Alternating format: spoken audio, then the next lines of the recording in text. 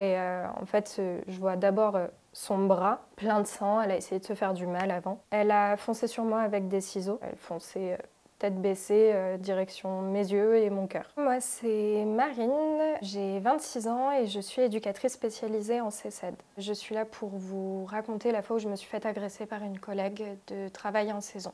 Pour pouvoir payer mes études, je travaillais tous mes étés et je faisais les saisons dans des centres de vacances lambda. Et là, en l'occurrence, je m'occupais de personnes en situation de handicap adultes dépendantes. J'ai rencontré la collègue qui m'a agressée dans ce cadre-là lors de ma dernière saison il y a 2 ans. C'est une collègue qui buvait beaucoup déjà initialement et elle pouvait dire qu'elle avait des troubles psy. Et elle disait que l'alcool la soignait, du coup dès le matin elle était au Ricard Café et puis après elle passait au vin blanc. Sauf que elle prenait pas toujours son traitement, les effets de l'alcool inhibent aussi les effets des traitements et du coup ça a fait que petit à petit on l'a vu un peu descendre mais personne n'a vraiment capté vu que c'est un milieu de fête. C'était quelqu'un qui, quand elle buvait, est d'ordre général qui était très mélancolique, qui pouvait dire que des fois c'était compliqué, que ça allait pas, qu'elle n'était pas à l'aise avec sa maladie. On a pu voir en fait petit à petit des moments où elle parlait de cosmos et elle partait complètement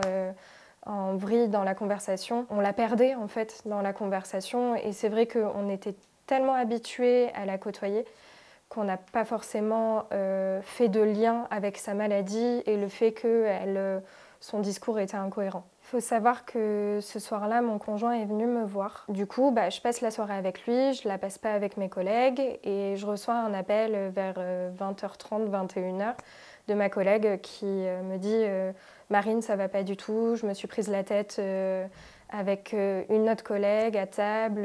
Je fais bon, ok, j'arrive. Je vais dans sa chambre, elle m'ouvre la porte et puis elle commence à me dire qu'elle a des idées noires, qu'elle n'est pas bien, etc.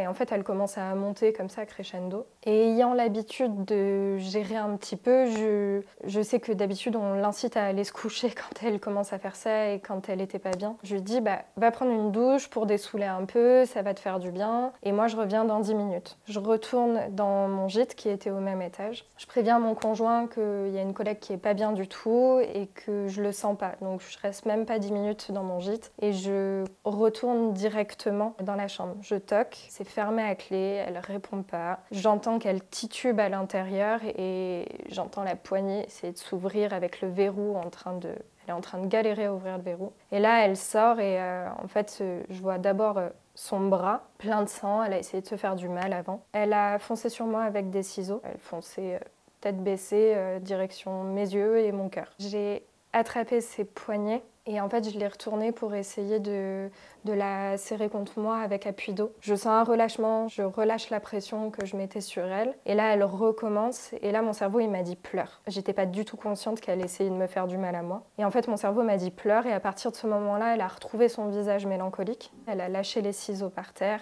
et là en fait j'ai pu l'emmener jusqu'à mon gîte. Et je lui ai demandé de m'aider à l'aider parce que je n'avais aucune idée de quoi faire. Elle m'a demandé d'appeler un de ses copains. Du coup, je la laisse retourner dans sa chambre. Moi, je cours avec les ciseaux dans la main que j'ai récupérés, voir mon conjoint. Et je dis à mon conjoint, essayez de me planter. Mon conjoint, il fait oula, mais qu'est-ce qui se passe? Il est dans le lit, il comprend pas trop, donc il se lève et il commence à vouloir mettre ses chaussures, sauf que moi, je commence déjà à partir, donc il me retient et puis je sens même pas qu'il me tient. Il me lâche en fait pour pouvoir faire ses lacets et là, je me suis barrée pour la retrouver dans le couloir. Il y a plein de vacanciers, donc c'était hors de question que je la laisse toute seule en soi. Donc après, je l'ai amenée dans le gîte. Elle s'est mise sur le balcon pour qu'elle puisse fumer et qu'elle puisse appeler son copain parce que c'est le seul endroit où on avait du réseau dans les locaux. Et moi, mon téléphone à ce moment-là se décharge, j'arrive tant bien que mal à récupérer un numéro. C'était la collègue avec qui elle s'était embrouillée, donc c'était pas du tout le bon numéro. Et moi, j'ai envoyé un message en disant « Elle est en crise, préviens un responsable ».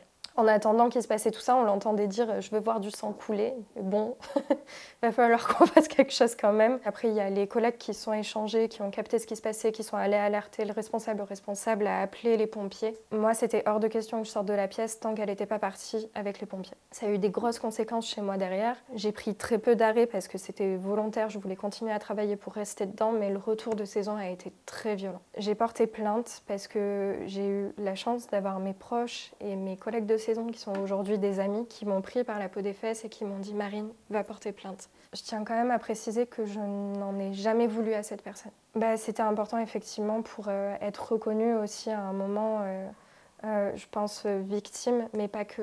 Et ils ont tourné la chose assez bien, ils m'ont dit elle aura une prise de soins.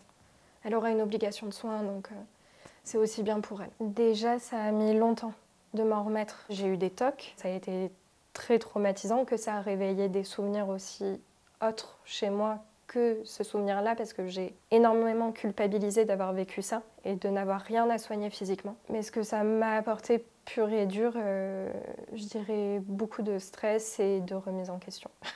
Il faut savoir qu'à la suite de l'agression, le syndicat n'a pas été appelé. Ça a été géré en interne. On n'a pas eu de cellule psychologique pour tous les collègues parce que ça a atteint tout le monde, ça n'a pas atteint que moi. Et surtout, le soir où c'est arrivé, elle est partie aux urgences, elle est ressortie le lendemain de matin, redéposée sur notre lieu de travail dès le lendemain. Ils l'ont mise à pied, ils lui ont dit de faire ses affaires et ils l'ont déposée dans un village proche alors qu'elle ne vivait pas du tout là. Donc une personne instable, psychiquement instable, qui fut relâchée comme ça. Et je me rappelle juste de cette directrice adjointe à ce moment-là qui était désolée de faire ça et qui elle-même était très mal de faire ça. Mais ça a été pris en charge nulle part en fait, nulle part, nulle part.